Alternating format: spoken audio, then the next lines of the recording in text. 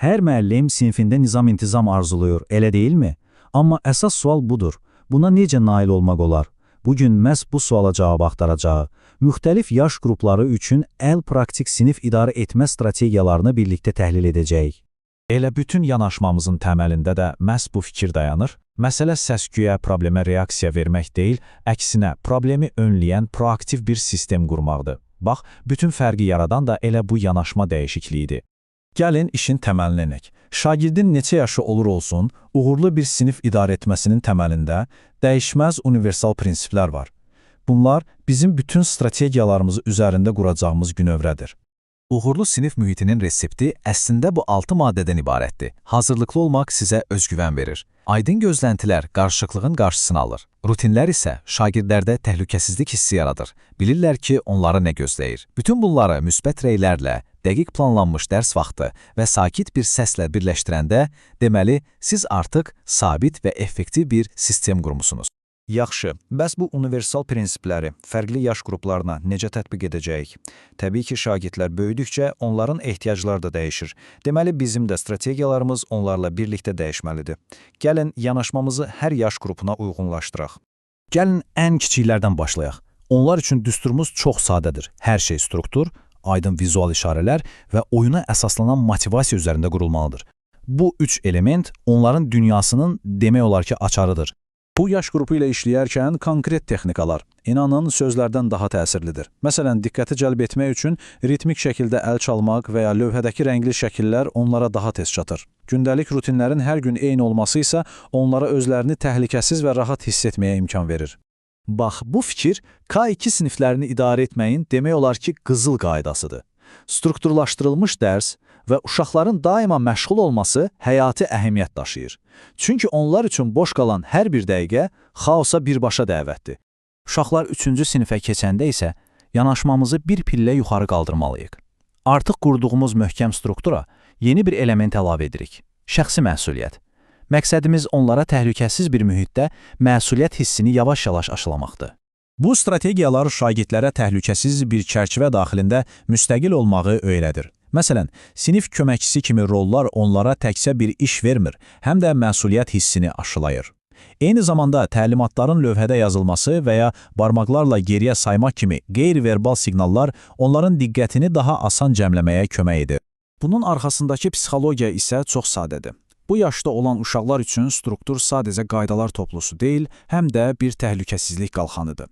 Nə gözlədiklərini bildikdə özlərini daha rahat və daha inamlı hiss edirlər. Və gəldi yeniyetməlik dövrünə. Burada artıq oyunun qaydaları biraz dəyişir. Onların hörmətini qazanmağın yolu isə 3 təməl prinsipdən keçir. Ədalətli, ardıcıl və hörmətli olmaq. Baxın, burada incə bir balans var.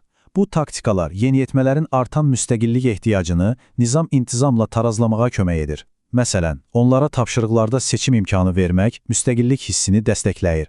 Eyni zamanda onlarla dost olmağa çalışmadan bir avtoritet kimi mövqeyinizi qoruyaraq güc mübarizəsindən yayınırsınız.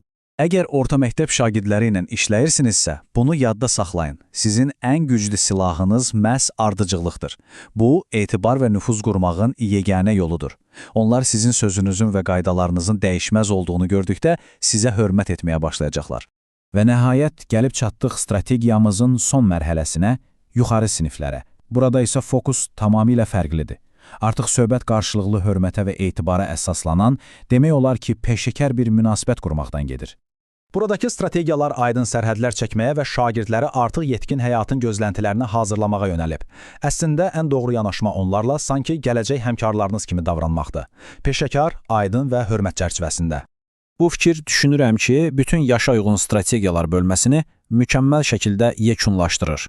Bir sözlə, yuxarı sinif şagirdləri üzərində əsl nüfuzu səs tonu ilə deyil, peşəkar davranış və ardıcıllıqla qazanmaq olur. Yaxşı, indi gəlin sürətli şəkildə ən çox edilən səhvlərə baxaq. Belə deyək, bu tələlərə düşməmək üçün onları tanımaq lazımdır. Bunlar ən yaxşı planları belə alt-üst edə gələcək səhvlərdir. Unutmayın, qaydalar reaktiv olmalı deyil, proaktiv olmalıdır. Yəni, problem yarananda deyil, yaranmadan əvvəl müəyyən edilməlidir. Dərsin ortasında qayda xatırlatmaq adətən artıq gec deməkdir.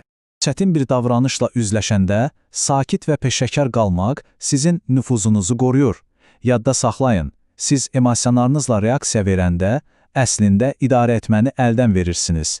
Sakit qalmaq sizin gücünüzü göstərir. Bunu heç vaxt unutmayın. Planlaşdırılmamış boş vaxt istənilən yaşda nizam-intizamın ən böyük düşmənidir. Hər anın bir məqsədi və plan olmalıdır. Məsləhətimiz budur. Vəziyyəti şəxsiləşdirməyin. Münaqişəni birbaşa şagirdlə öz aranızda qarşı durmaya çevirmək əvəzinə söhbəti əvvəlcədən qoyulmuş qaydalara yönləndirin. Mübarizə siz və şagird arasında deyil, davranış və qayda arasındadır. Bəli, bu da əvvəlki səhvlə birbaşa bağlıdır. Avtoritet olan siz yox, qurduğunuz sistem və qaydalardır. Bu yanaşma həm sizi şəxsi münaqişələrdən qoruyur, həm də hər şeyi daha ədalətli və qərəzsiz edir.